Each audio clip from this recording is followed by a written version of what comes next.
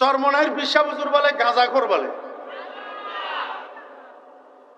ওই বেয়াদব, ধ্বংস হইয়া যাবি, ধ্বংস। এখনো পীর সাহেব চরমনাই, পীর সাহেব চরমনাইয়ের কাছে এখনো মাপ চা, এখনো মাপ চাই আল্লাহর কুতুবের কাছে, এখনো মাপ চা।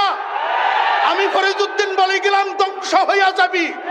যার মুখ থেকে বাইর হইছে পীর সাহেব চরমনাই মিথ্যা কথা কয়, পীর সাহেব চরমনাই গাঁজা খায়, যার মুখ থেকে বাইর হইছে এখনো হুজুর জিন্দা আছে, মাপ চা, নতুবা ধ্বংস হইয়া যাবি। শুনেন, আমি কোন চরমনাই তরিকার লোক না, আপনারা জানেন আমি নানুপুরের খলিফা, অন্য কারো কথা বলতেছি না। পীর সাহেব চরমনাই বর্তমান হুজুরের কথা বলতেছি, হুজুর মাদার জাতলি, কোনো সন্দেহ নাই উনি আল্লাহর ওয়ালি, কোনো সন্দেহ। খবরদার বেয়াদবি করবে না, বেয়াদবির কিন্তু পরিণাম খারাপ।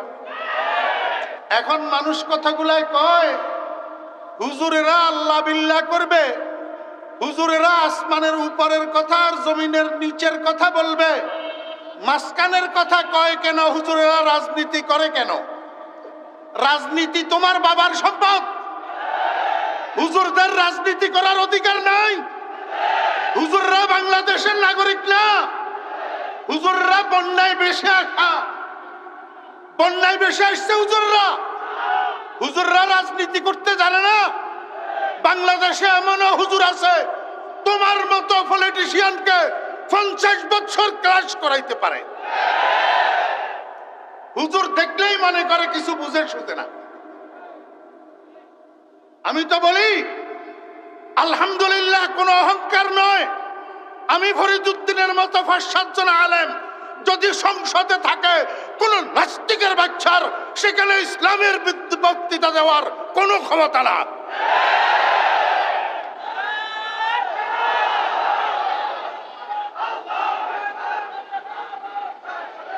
তুমি সংসদে প্রার্থী হইতে পারবে, হুজুর সংসদে প্রার্থী হইতে পারবে না। কিরে বেটা সেরুমিয়া রেজুমিয়া, হালি সহ তো 4 আনা লাগিস না যে লোক, হালি সহ 1 হালি উত্তর করলে 4 আনা মূল্য হয় না। এমন মানুষ যোগ্য যোগ্য বিজ্ঞ বিজ্ঞ ওলামায়ে কেরামের বিরুদ্ধে ফেসবুকে কলম ধরা শরম নাই? হ্যাঁ, জমিন কার?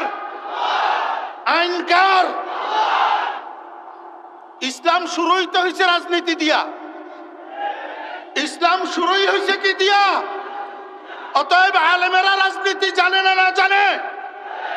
এই মুসলমান, তুমি নামাজ কলমা পড়ো, তুমি কেমনে বলো ইসলামে রাজনীতি নাই? হুজুররা কেন রাজনীতি করবে? মুহাম্মদুর রাসূলুল্লাহ সাল্লাল্লাহু আলাইহি ওয়াসাল্লাম রাষ্ট্র পরিচালনা করে নাই? এই মুহাম্মদুর রাসূলুল্লাহ সাল্লাল্লাহু আলাইহি ওয়াসাল্লাম রাষ্ট্র পরিচালনা করছেন না করেন নাই? কি রাষ্ট্রের টাকা চুরি করি করি, জনগণের টাকা চুরি করি করি করি, চাঁদাবাজি করি করি রাষ্ট্র পরিচালনা করছে?